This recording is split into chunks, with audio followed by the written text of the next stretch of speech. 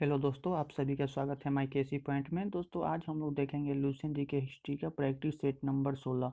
इसमें जितने भी प्रश्न होंगे सारे प्रश्न गुप्त साम्राज्य से संबंधित होंगे। इसके पहले वाले सेट में 40 प्रश्नों का हम लोग डिस्कस किए हैं। यदि उसको आप लोग नहीं देखे हैं तो डिस्क्रिप्शन में लिंक है, आप वहां से देख सकते हैं या प्ले लिस्ट में जाकर देख सकते हैं। तो आइए आज का इस सेट का पहला नंबर क्वेश्चन देखते हैं कि गुप्त सम्राट किस धर्म के अनुयायी थे। तो वैष्णव धर्म के अनुयायी थे। ये जो गुप्त सम्राट थे वो वैष्णव धर्म के अनुयायी थे। नेक्स्ट प्रश्न है कि अजंता की गुफाएं बौद्ध धर्म की शाखा से संबंधित हैं। तो इसका हमारा सही आंसर है महायान। महायान महायान का ही शाखा था। कौन? अजंता की गुफा जो था वो बौद्ध धर्म की शाखा से संबंधित था, तो महायान शाखा से संबंधित था। नेक्स्ट प्रश्न है कि चंद्रगुप्त द्वितीय के शासन काल में संस्कृत भाषा का सबसे प्रसिद्ध कवि कौन थे। तो कालिदास। ये जो कालिदास थे वो चंद्रगुप्त द्वितीय के शासन काल में संस्कृत भाषा का सबसे प्रसिद्ध कवि थे। इसके बाद नेक्स्ट प्रश्न है आर्यभट्टियम एवं सूर्य सिद्धांत नामक ग्रंथ किसकी रचना है। तो आर्यभट्ट की रचना है। आर्यभट्ट के द्वारा ये दो दो रचना की गई है, दो पुस्तक, दो ग्रंथ लिखा गया है, आर्यभट्टियम या और सूर्य सिद्धांत। दोस्तों, इसमें जितना भी प्रश्न है सारे लूसेंट बुक का दिया हुआ है, ऑब्जेक्टिव बनाकर दिया हुआ है। यदि आपके पास लूसेंट का बुक हो थ्योरी का तो उसको आप पहले अच्छी से पढ़ लें, इसके बाद इसको प्रैक्टिस करें। आपके एग्जाम पॉइंट ऑफ व्यू से काफ़ी महत्वपूर्ण है। आइए नेक्स्ट प्रश्न देखते हैं। नेक्स्ट प्रश्न कहता है कि गुप्त काल में चांदी के सिक्के को क्या कहा जाता था। तो रुपया का कहा जाता था चांदी के सिक्के को। कब? गुप्त काल के समय में। नेक्स्ट प्रश्न है कि मंदिर बनाने की कला का जन्म किस काल में हुआ। तो गुप्त काल में ही मंदिर बनाने की कला का आविष्कार हुआ था। सबसे पहले गुप्त काल में ही मंदिर बनाने का खोज हुआ था। इसके बाद नेक्स्ट प्रश्न है कि कुमार संभव महाकाव्य किस कवि ने लिखा है। तो कालिदास। एक कालिदास के द्वारा ही कुमार संभव नाम की एक महाकाव्य लिखा गया है। नेक्स्ट प्रश्न है नालंदा विश्वविद्यालय की स्थापना किस काल में हुई थी। तो गुप्त काल में नालंदा विश्वविद्यालय की स्थापना हुई थी। और इसका निर्माण किसने करवाया था। नालंदा विश्वविद्यालय के निर्माण जो हुआ था कुमार गुप्त प्रथम के द्वारा कराया गया था। इसके बाद दोस्तों नेक्स्ट प्रश्न है कि गुप्त युग में भू राजस्व की दर क्या थी। तो उपज का छठा भाग। उपज का जो छठा भाग था वही गुप्त युग में भू राजस्व की दरें थी। इसके बाद नेक्स्ट प्रश्न है नगरों का क्रमिक पतन किस काल की एक महत्वपूर्ण विशेषता थी। तो गुप्त काल की नगरों का जो क्रमिक पतन था उस समय उस काल की एक महत्वपूर्ण विशेषता थी। इसके बाद नेक्स्ट प्रश्न है कि किस वंश के शासकों ने मंदिरों और ब्राह्मणों को सबसे अधिक ग्राम अनुदान दिया था। तो गुप्त वंश के शासकों ने ही क्या किया था कि सबसे अधिक मंदिर और ब्राह्मणों को दान दिया था, हाँ, अनुग्राम अनुदान दिया था। इसके बाद नेक्स्ट प्रश्न है कि कालिदास द्वारा रचित ये जो बुक है, ये कालिदास के द्वारा एक नाटक लिखा गया था, मालविका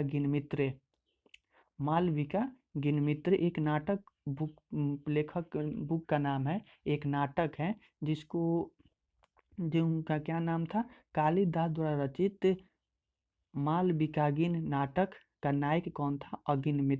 अगिन मित्र नाम का एक व्यक्ति था जिसने इसका नायक था अर्थात हीरो था। के बाद नेक्स्ट प्रश्न है कि समुद्रगुप्त की सैनिक की उपलब्धियों का वर्णन उसके किस अभिलेख में उपलब्ध है। तो प्रयाग के अभिलेख में उपलब्ध है। इसके बाद नेक्स्ट प्रश्न है कि किस काल में स्त्रियों की पुरुषों से बराबरी थी। तो गुप्त काल में ही स्त्रियों की पुरुषों से बराबरी की गई थी। इसके बाद नेक्स्ट प्रश्न है कि कौन सा राजवंश हुनों के आक्रमण से अत्यंत विचलित हुआ था। तो गुप्त वंश ने ही हुनों के आक्रमण से काफी विचलित हुआ था। के बाद नेक्स्ट प्रश्न है कि बाल विवाह की प्रथा कब आरंभ हुई। बाल विवाह की प्रथा भी गुप्त काल में ही आरंभ हो गई थी। इसके बाद नेक्स्ट प्रश्न है सोने के सर्वाधिक सिक्के किस काल में जारी किए गए। तो सोने के सिक्के सर्वाधिक समय गुप्त काल में ही शुरू किए गए थे, इसी समय जारी किया गया था। सोने के सिक्के सोने के सर्वाधिक सिक्के जो थे वो गुप्त काल में जारी किए गए थे। इसके बाद नेक्स्ट प्रश्न है कि यूरोपीय भाषा में अनुवादित प्रथम भारतीय ग्रंथ कौन सा है? तो अभिज्ञान शकुंतलम एक बुक का नाम है। यूरोपीय भाषा में इसका अनुवाद किया गया था। भारतीय ग्रंथ है जिसका अभिज्ञान शकुंतलम कालिदास के द्वारा लिखा गया था। इसके बाद नेक्स्ट प्रश्न है कि सती प्रथा का पहला उल्लेख कहाँ से मिलता है? तो सती प्रथा का पहला उल्लेख एरल अभिलेख से प्राप्त होता है। इसके बाद नेक्स्ट प्रश्न है कि गुप्त वंश के शासकों का क्रम बताएं। तो गुप्त वंश के शासकों का क्रम जो है चंद्रगुप्त प्रथम एक नंबर में है, चंद्रगुप्त प्रथम, समुद्रगुप्त, चंद्रगुप्त द्वितीय, कुमारगुप्त और स्कंदगुप्त। इन्हीं पांचों ने गुप्त वंश में शासन किए थे। सबसे पहले आए थे चंद्रगुप्त ने शासन किया, समुद्रगुप्त प्रथम ने, द्वितीय दूसरे बार समुद्रगुप्त ने, इसके बाद चंद्रगुप्त द्वितीय ने, बाद कुमारगुप्त ने ही नालंदा विश्वविद्यालय की स्थापना करवाई थी। इसके बाद स्कंदगुप्त ने।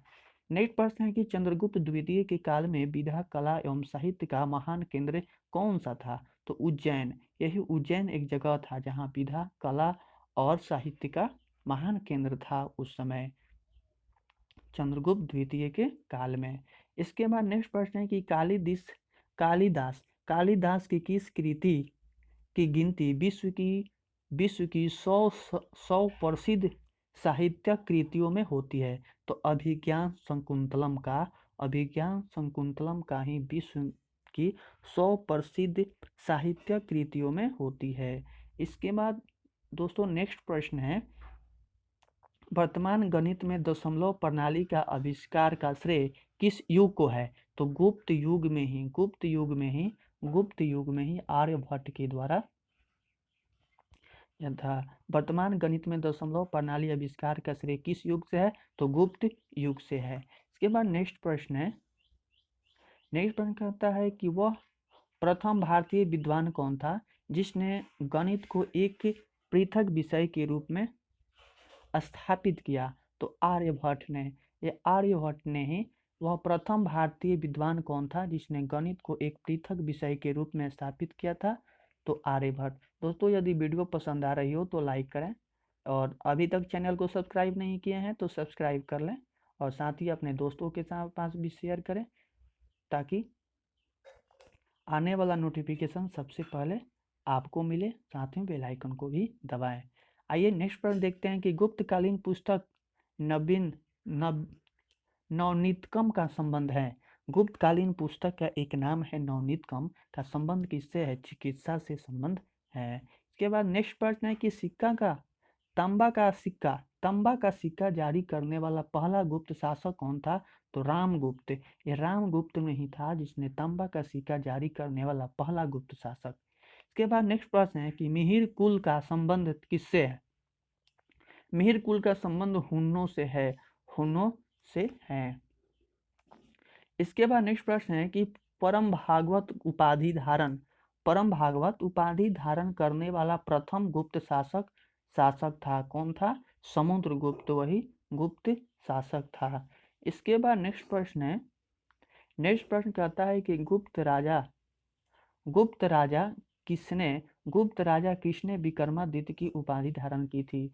तो गुप्त राजा यही चंद्रगुप्त द्वितीय ने ही विक्रमादित्य की उपाधि धारण की थी। नेक्स्ट प्रश्न है कि पुंडवर्धन भुक्ति अर्थात एक प्रांत का नाम था, वो कहाँ अवस्थित थी? तो उत्तर बंगाल में स्थित थी। इसमें जितने भी दोस्तों प्रश्न दिए गए थे सारे प्रश्न किसी न एग्जाम में पूछे गए थे या आने की संभावना है, वही प्रश्न इसमें दिए गए थे।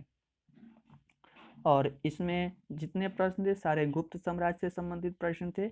आगे मिलेंगे फिर नेक्स्ट लेक्चर में। तब तक के लिए इतना ही, मिलते हैं अगले वीडियो में। तब तक के लिए बाय, टेक केयर।